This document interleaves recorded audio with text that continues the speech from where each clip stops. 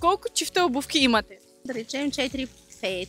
Към 10. О, вие доста смеете. Колко често пазарувате обувки?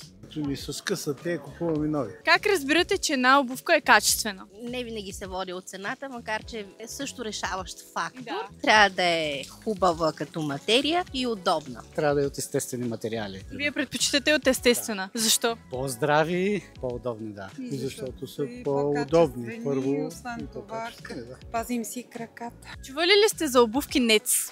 Не, за първи път чувам. Да, аз оттам си взимам. Какви сте взимали оттам? Елегантни, спортни? Взимам си спортни обувки, туристически обувки, Timberland, взимал съм си ласочки. Какво ще кажете като ревю? Много е добър сайта, дава добра информация за продуктите, които предлага и освен това обслужването е добро. Кога за последно пазарувахте оттам? Преди няколко месеца, преди 2 или 3. Те са български бранд, които произвеждат обувки и чанти напълно от естествена кожа. Спортни, елегантни, мъжки, женски, има голям избор. Ние непременно ще ги разгледаме. Добре.